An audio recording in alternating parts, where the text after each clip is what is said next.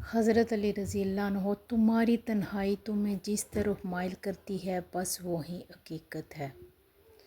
پسند اس کو نہ کرو جو دنیا میں سب سے زیادہ حسین ہو، بلکہ پسند اس کو کرو جو تمہاری عزت کرتا ہو۔ جو ہو رہا ہے ہونے دو، تمہارے رب نے تمہاری سوچ سے بہتر تمہارے لیے سوچ رکھا ہے۔ خوبصورتی ایک نعمت ہے، لیکن سب سے خوبصورت آپ کی زبان ہے، چاہے تو دل جیت لے، چاہے تو دل توڑ دے۔ انسان کے جسم کا سب سے خوبصورت حصہ دل ہے، اگر یہی صاف نہ ہو تو چمکتا چہرہ کسی کام کا نہیں۔ زیادہ سوچنے سے بہتر ہے کہ استغفار کیا جائے۔ زیادہ سوچنا مشکلات کو بڑھاتا ہے اور استغفار مشکلات کا حل ہے۔ جب اللہ کسی کو پسند کرتا ہے تو اس کی پریشانیاں بڑھا دیتا ہے تاکہ اسے اپنے قریب کر سکے۔ اگر کسی کی تکلیف دیکھ کر تمہیں تکلیف ہونے لگے تو سمجھ لینا تم اللہ کے بنائے ہوئے بہترین انسان ہو۔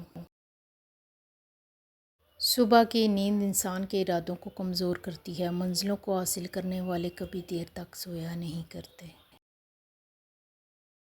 جب تمہاری مشکلات حد سے بڑھنے لگیں تو سمجھ لو کہ اللہ تمہیں کوئی بلند مقام دینے والا ہے۔ کسی پر تب تک بھروسہ نہ کرو جب تک تم اسے اپنے لیے غصے میں نہ دیکھ لو۔ لا حاصل کو اگر پانا چاہتے ہو تو تہجد پڑھا کرو، کیونکہ جو نصیب میں نہ ہو اسے تہجد کی دعا مقدر میں لے آتی ہے۔ آج اگر زندگی مشکل ہے تو کل کی آسانی کا وعدہ اللہ نے کیا ہے۔ اللہ سے مانگو، خوب مانگو، اللہ تمہیں امید سے بڑھ کر دے گا۔ بیت المقدس مسجد اقصیٰ کوئی معمولی جگہ نہیں۔ مسجد اقصیٰ میں جس نے ایک نماز پڑھی اسے 25,000 نمازوں کا ثواب ملے گا۔ کبھی اپنی زبان سے دوسروں کے عیب بیان نہ کرو، کیونکہ عیب تمہارے بھی ہیں اور زبان دوسروں کی بھی ہے۔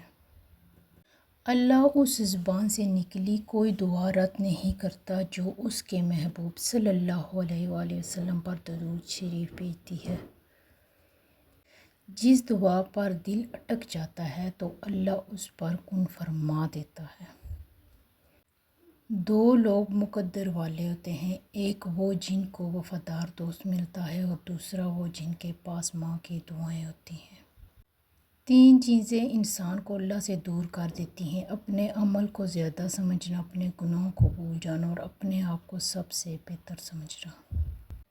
تین لوگ ہمیشہ پریشان رہتے ہیں: مددگار، وفادار اور صاف دل انسان۔ صبر کی دو صورتیں ہیں: جو ناپسند ہو اسے برداشت کرنا اور جو پسند ہو اس کا انتظار کرنا۔ طویل دوستی کے لیے دو چیزوں پر عمل کرو: اپنے دوست سے غصے میں بات مت کرو، اپنے دوست کی غصے میں کی ہوئی بات دل پر مت لو۔ جزاک اللہ۔